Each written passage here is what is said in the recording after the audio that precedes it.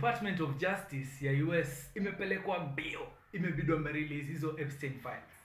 Files ziko over 6 million files, na out of 6 million wamerelease tu 3 million peke yake. So watu wanauliza, what did they conceal? Mbona wamehide? So nataka niwapeka background ya Epstein.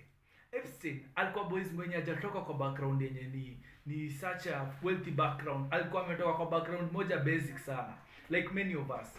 So yeye akakuwa anajua mahesabu kiasi. Kwenda campus, akaenda New York campus, inaitwa University of New York. So akaenda pale kusomea maths. Hakumaliza, alipofika third year aka drop out. So ile design yenye wewe unaweza chocha kwa CV useme mimi nimemaliza niko na degree. So Epstein akaenda kachocha akasema ako na degree, akapata kazi. Akakuwa mwalimu wa maths wapi? Dalton University.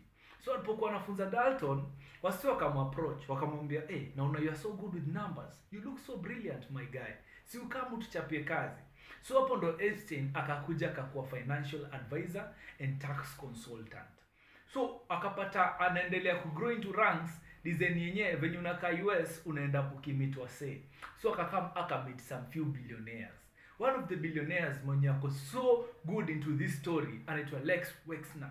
Lex Wexner alikuwa na kampuni yake inaitwa Victoria's Secret. So Victoria's Secret ni kampuni fulani noma hiyo time ya 1990s.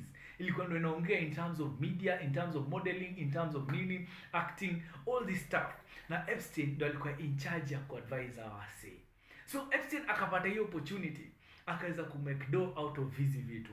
Na pia kulikuwa na msee mwingine black hivi anaitwa Leon. Akakaa pia na yeye anamletea ganji. But sir, Epstein alikuwa na shida moja. Epstein alikuwa lazima ina siku amwage mara ngapi? Mara 3. Sasa hii ndio ilileta shida kwa Epstein. Ile discipline hakuwa nayo. Na ilikuwa evident hata akiwa chuo. Unaweza imagine mwalimu anadunga shati, anapiga bling, anatembea kama odi. So hii kaleta noma. So Epstein akakuwa yeye mwenyewe personally aizi recruit madem. Ikabidi kama ingiliana na msichana fulani mwenye anatoka kwa wealthy society. Huyu msichana anaitwa nani? Anaitwa Maxwell. Maxwell ndo alikuwa dem mwenye anaplug Epstein, anamplug madem, ni kama pimp wake. Na unajua akiwa dem ni easy ku convince madem wadogo wakuje kwake. So ama dem wadogo walikuwa let's say 14 years. Madhe unaenda kwa madhe usiku anapata my daughter ako na $300. $300 umetoa wapi? Hii $300 umetoa wapi? Mimi mwenyewe nimeenda kuhustle, nimekaa na $20. Wewe unatoa $300. Sasa ndio hao watu wadogo ndo mamadhe wakakuja karealize watu wetu wako na dog tuliko.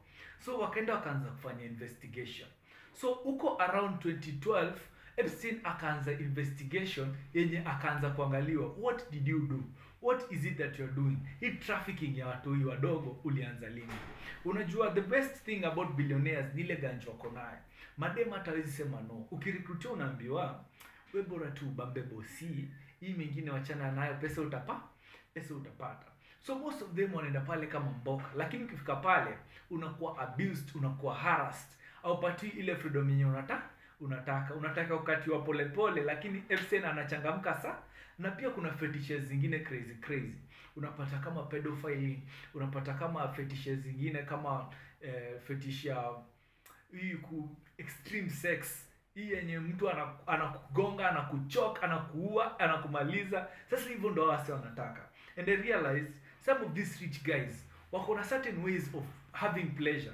That is to say they are looking for power. Anataka kuwa ana feel so powerful. Hizi yenye anaweza kugonga, akumolest, akufanye kila shit, akijua you are just a peasant. You'll come back for more money. Utaenda wapi? Na kesho utahitaji $300. So all the people walikuwa na deal na Epstein. Little did Epstein know ya kwamba hii story ita blow up, because alimolest more than 300 women. So mama demo kaanza kushow up. Wanasema this is what happened to me. So there was a time in 2019 akaingizwa ndani for 13 months. Imagine, out of 36 women when you come up kusema yenye I was molested by this guy, only 2 of them walikuwa considered. Na out of the 2 alipatiwa 13 months in prison. So hiyo prison hakukaa hata 2 weeks. In August alijinyonga.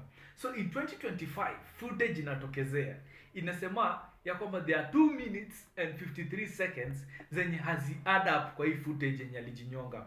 Na unajua Epstein is a Jew, so watu wana suspect probably he was part of Mossad. So Mossad ni ile military sasa ya wapi, ya Israel. So watu wana link up Epstein files to certain other individuals, wealthy individuals, because alikuwa a tax consultant na alikuwa a real estate guy mwenye alikuwa na deal with wealthy individuals. Some of them Bill Clinton, Donald Trump, Elon Musk, the guy Bill Gates. You can imagine such names. And they were going to Epstein Island. Epstein Island is an island yenye inapatikana in Virginia. This island ndio ilikuwa sasa wanafanya all this trafficking and all these things that have to do with pedophiling of young girls. Now, funny enough, there was recordings. So, could it be ya kwamba these recordings are part of Epstein kupata ganji? Imagine blackmailing a real billionaire umwambie, I have your file, sleeping with a 13-year-old. It's either you send me 100 million ama nikuanike. So I'm assuming, could that be the reason behind Epstein to record some of these pictures and videos?